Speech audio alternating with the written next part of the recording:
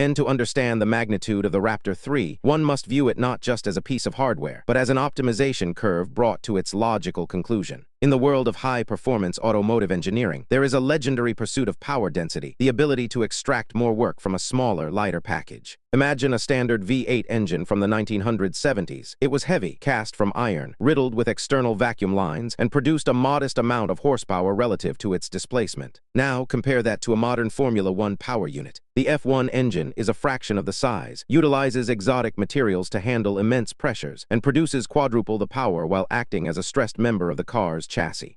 And the evolution from Raptor 1 to Raptor 3 follows this exact trajectory, but on a scale that defies traditional aerospace logic. In this final comparison of the Raptor generations, we will dissect the metrics of weight, thrust, and part count to see how SpaceX moved from a proof-of-concept prototype to a mass-producible thrust commodity. In the weight paradox, subtracting mass to add capability. In rocketry, mass is the ultimate enemy. Every gram of dry mass the weight of the engine, and the ship itself is a gram of payload that cannot be sent to orbit. For decades, the industry standard for high-performance engines was the Space Shuttle Main Engine, or RS-25. While it was a marvel of its time, it was also a heavyweight champion, weighing approximately 3,500 kilograms. And when Raptor No. 1 first emerged from the test stands at McGregor, it was already a contender. It weighed roughly 2,080 kilograms and produced about 185 tons of thrust. This gave it a thrust-to-weight ratio that was competitive with the best engines in the world. However, Raptor No. 1 was noisy in a physical sense. It was covered in what engineers call parasitic mass, the brackets, sensors, and secondary structures required to keep the engine from shaking itself apart or melting.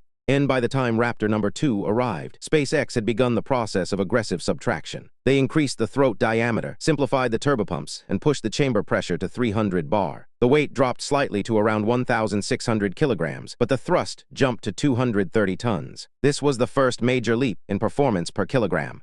Raptor No. 3, however, represents a total decoupling from traditional mass scaling. By integrating the cooling channels and manifolds directly into the structural walls, as discussed in the previous section, SpaceX eliminated the need for external bolt-on components. The Raptor No. 3 weighs approximately 1,525 kilograms dry, while producing a staggering 280 tons of thrust.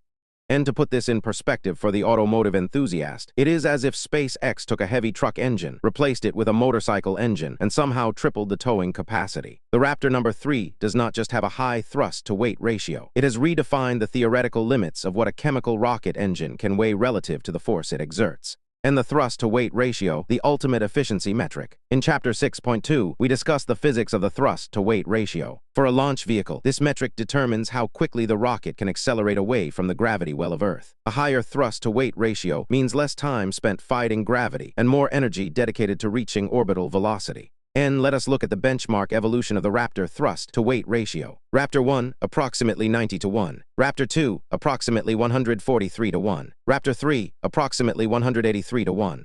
And for context, the Merlin 1D engine, SpaceX's workhorse for the Falcon 9, holds the record for the highest thrust-to-weight ratio of any operational engine at roughly 180-1. However, the Merlin is a much simpler, open-cycle gas generator engine. It is significantly easier to make a simple engine light. The Raptor is a full-flow staged combustion engine, which is inherently the most complex and heavy architecture due to the dual turbopumps and massive pressures involved. And for Raptor 3 to match and then exceed the Merlin's thrust-to-weight ratio while maintaining the extreme efficiency of the full-flow staged combustion cycle is the aerospace equivalent of a heavy-duty diesel engine, achieving the RPM and weight of a racing engine. It represents a performance per kilogram that is unmatched in history. This was achieved by treating the engine as a single, unified system, where every component serves at least two purposes. A wall is never just a wall. It is a structural support, a cooling jacket, and a pressure vessel simultaneously. In part count, the attack surface of failure. For the computer scientist, the most compelling aspect of the Raptor 3 is the radical reduction in part count. In software, we talk about the attack surface, the number of points where a system can be compromised or fail. A program with 10,000 lines of code and 50 external dependencies has a much larger attack surface than a 100-line script with 0 dependencies. And Raptor 1 was a high-dependency engine. It was a 1,000-piece puzzle of flanges, seals, flex lines, and sensors. Each of those 1,000 pieces represented a potential failure mode. A single loose bolt or a leaking O-ring could result in a rapid, unscheduled disassembly. And Raptor 2 began the process of refactoring the hardware. SpaceX eliminated many of the external bypass lines and consolidated the turbopump housings. It was a more elegant code base, but it still required a significant amount of defensive hardware shielding to protect the remaining external parts from the engine's own heat. And Raptor 3 is the masterpiece of refactoring. By using DMLS to print internal galleries, SpaceX has effectively deleted hundreds of individual parts. If Raptor number 1 was a 1,000-piece puzzle, Raptor number 3 is a 100-piece unit where the pieces are fused together at the atomic level during the printing process.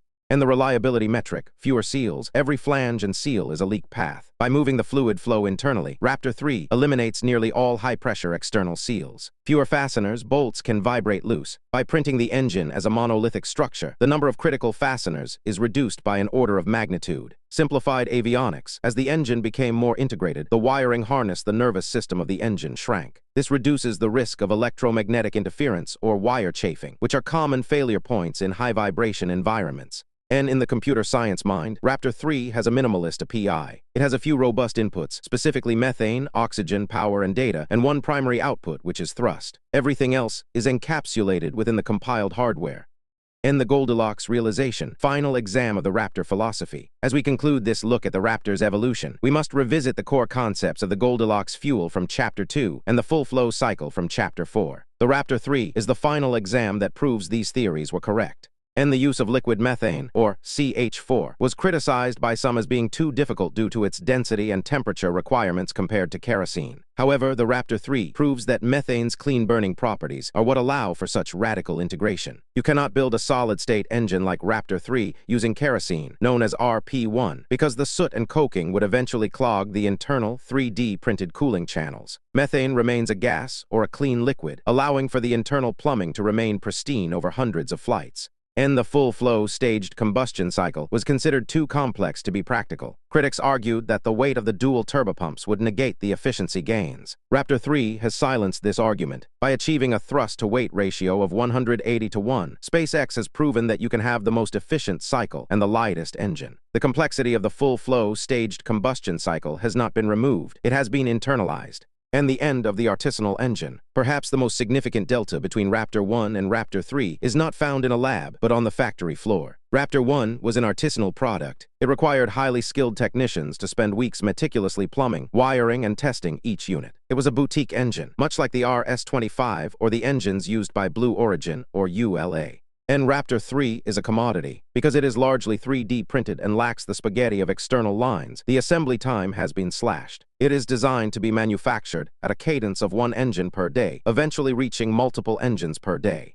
And this shift from engine as an artwork to engine as an industrial appliance is the true breakthrough. The Raptor 3 is the first rocket engine in history designed specifically for the Star Factory model of production. It is not just a better engine, it is a more manufacturable engine. And summary of the generational leap. To summarize the journey from the V1 to the V3 masterpiece, we can look at the specific impulse and chamber pressure deltas. While efficiency has remained relatively stable thanks to the inherent limits of methane chemistry, the reliability of that efficiency has skyrocketed. In Raptor 1, 250 bar chamber pressure, high maintenance, high technical debt. Raptor 2, 300 bar chamber pressure, simplified, refactored for better thrust-to-weight ratio. Raptor 3, 350 bar chamber pressure, monolithic, encapsulated for extreme reusability and mass production. And the Raptor 3 is the physical manifestation of Elon Musk's algorithm. Make the requirements less dumb. Realized an engine doesn't need to look like a machine. It just needs to provide thrust. Delete the part or process. Deleted hundreds of feet of tubing and dozens of sensors. Simplify and optimize. Optimize the internal fluid paths through DMLS. Accelerate cycle time. Design the engine to be printed and assembled in days, not months. Automate. Set the stage for a fully automated production line.